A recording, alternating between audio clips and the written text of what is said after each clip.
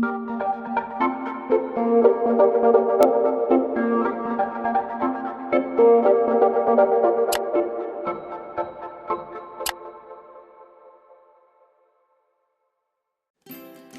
ka-tortoise, ito ngayon si Ugwe. Maganda sikat ng araw ngayon. Kaya oras din para mag-soak at bass. Maganda sa kalusugan nila yun. Para manda ka nilang digestion. Ano nga, Master? Master Ugwe. Magandang umaga mga ka-tortoise. Nandito ulit ako ngayon sa amin sa Quezon Province, sa Chaong. Kasama ko yung aking alaga pa rin, si Ugwe. Ito. Maganda sikat ng araw ngayon, kaya maganda rin yung panahon para mag-soak at bass siya. Para rin sa kanyang digestion. So yan, si Ugwe, ang laki na. Nung huli kong tinimbang, may 1 kilo na. 1,010 grams. Malaki na siya. Bali, isosok lang natin siya ngayon para kumbaga makapagpupo siya at malinis yung kanyang katawan, yung kanyang mga bituka. Pagkatapos nun, papakainin natin siya. Kukuli ako ng mga mulberry. Nag-research kasi ako nung nakaraan. Mulberry pala yung magandang pinapakain sa kanila. Ang lettuce pala, nakaraniwang pinapakain ko, hindi pala maganda sa kanilang diet. Kasi ang lettuce pala, masyadong mataas daw ang water content. Kaya pinakamaganda daw talaga, mulberry. So may puno naman tayo ng mulberry doon sa ating mini farm, sa dulo. Kaya pwedeng makuha rin natin yun ng mga dahon. So paglalakad ko din siya ngayon para kumbaga ma-exercise. So, samahan niyo ako. So, ito ngayon si Ugwe. Nilalagyan na natin ng tubig yung kanyang lalagyan. Medyo malanggam. Madaming langgam. Tanggalin muna natin. Oh! Sorry. Nabaligtad na. Tanggalin natin yung langgam. Kasi baka mangagat.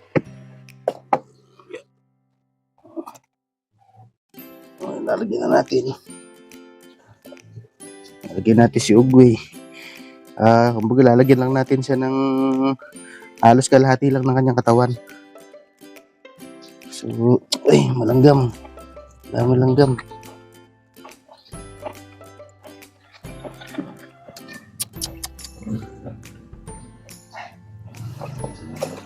Kakagatin si Ugwe.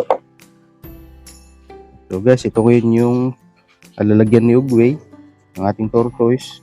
Ito ngayon si Ugwe. So, ilalagay natin siya dito. Isosok natin.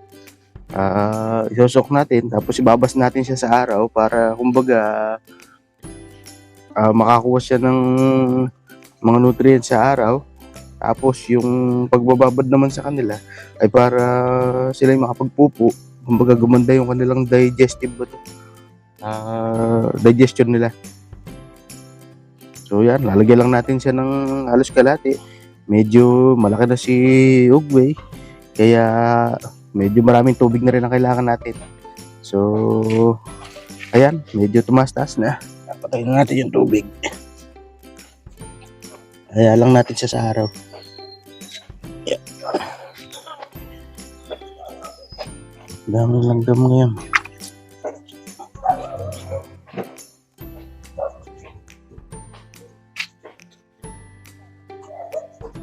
So yun mga ka-tortoise, nilagay ko muna si Ugwe dito sa loob at nakapag-soak at bass na naman siya.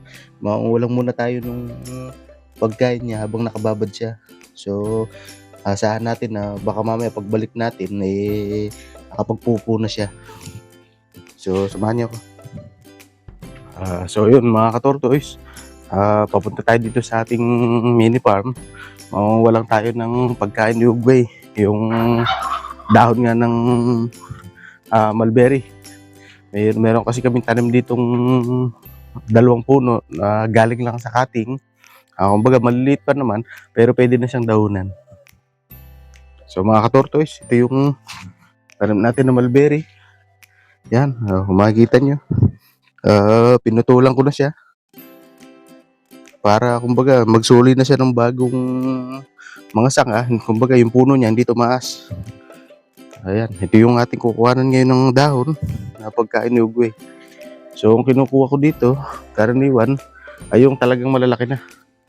Kasi kinakain talaga ng ating tortoise yun. Ito rin. Oop, nalaglag.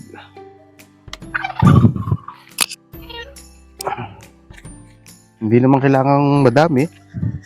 Tsaka, ang tortoise kasi hindi naman, kumbaga, para din silang tao, nagsasawa din. Kaya, kung papakainin natin sila, ay konti-konti lang, tsaka may kasabang mga ibang dahon. Kumbaga, wag yung puro lang na, kumbaga, kung halimbawa, mulberry lang, hindi sila, kumbaga, nagsasawa din sila. So, mangunguha din tayo ng iba pang dahon pa dito, sasamahan natin tong mulberry. So, ito, may dami kami ditong talbos ng kamuting baging. Pero hindi talbos ang kukunin natin, kundi yung mga malalaking dahon din. Yun din kasi ang kinakain nila. Itong pagpapakain ng kamuting baging, moderation lang din to. Kumbaga, hindi dapat sila palagi pinapakain ng ganito. Kumbaga, ito yung parang, kumbaga sa prutas, ay treat na rin sa kanila. Paminsan-minsan lang dapat. So yun mga ka-tortoise, nakakuha na tayo ng dahon. Ito, dala na tayo. Uugasan lang natin to at papakain natin to kay Ugwe. Mahalaga na kapag magpapakain kayo ng dahon, lalo na't yung kinuha natin sa mismong puno, dapat talaga hinugasan kasi baka may mga dalang mga bakterya yung dahon ay magkakaproblema ang ating tortoise. So, samahan nyo ko, ayusin lang natin itong pakain niya. So yun mga ka-tortoise, gaya na kinasahan, nagpupuno si Ugwe. Ayun, medyo madami. Kaya lilinisin muna natin siya bago pakainin. So yun mga ka-tortoise, maghahanda lang tayo ng pagkain ni Ugwe. Ito yung mga kinuha nating dahon kanina, hinugasan ko na. Itong dahon ng mulberry. Yung iba, ginugut-gut nila para medyo lumit-lit yung mga dahon para daw madaling kainin ng tortoise. Pero mas gusto ko yung kinakain nila ng ganito kasi para yung kanilang panga ay yung kanilang diyo. Yung beak ay kumbaga natitrim. Kumbaga hindi naman tumatigas pero may na rin yung kumakagat sila para natitrim yung kanilang beak. Yung kasing beak nila, yung toka, ay sumisibol yun. Kumbaga, lumalaki yun. Pag hindi natin natitrim, mahirapan sila, magkakaproblema. So, ito, ihanda lang natin. Kumuha ako ng 3 dahon ng mulberry. At maganda ito sa kanila. Tapos yung dahon ng kamuting baging, sweet potato. Yun lang naman, hindi ko na ginugut-gut. Hinahayaan ko na lang nakagatin niya.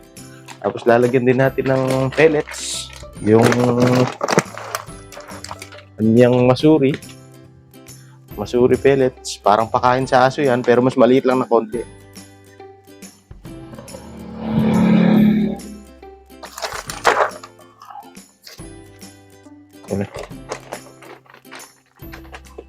Lagyan lang din natin to ng repticalcium.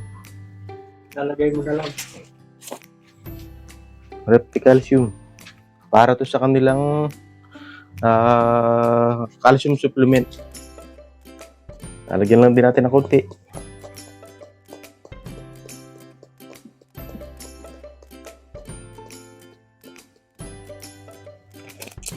Konti lang.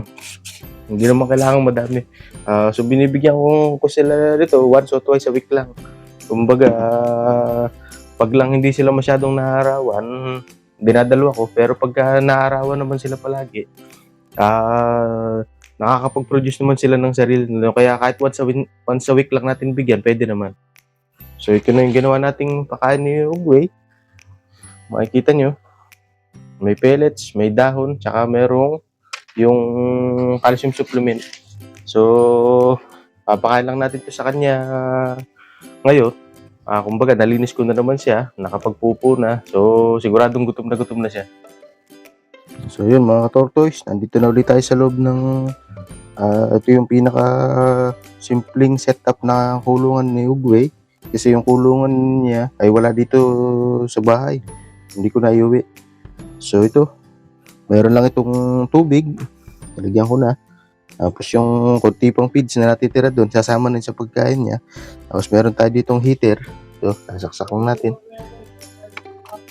Yung heater niya, para tumatapat lang siya dito kapag siya nilalamig. Tapos yung kanyang ilaw. So, yung kanyang ilaw, yung UV light niya. So, ilalagay na natin dito si Ugwe. Ito si Ugwe. Ayan. Ilalagay na rin natin yung kanyang pagkain.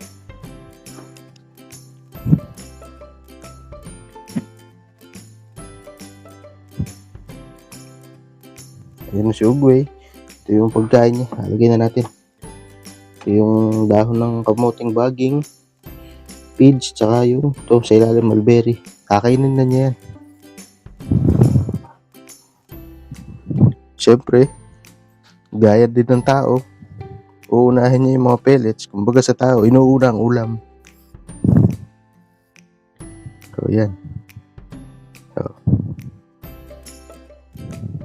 para din siyang tao, uuna muna ang ulam bago ang kanin.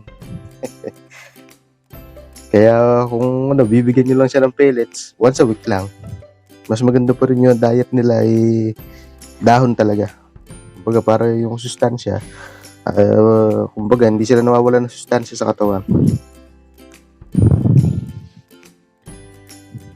So yun, pagkatapos namang kumain ni Ugwe, magpapahinga na yan ng kusa.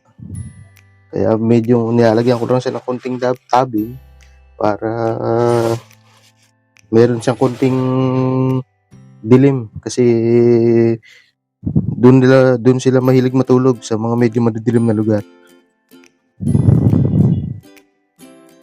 So yun mga ka-tortoise, yun lamang muna sa ngayon. Daily routine lang naman ni Ugwe ang aking pinakita. So salamat sa inyong panonood. Please like and subscribe.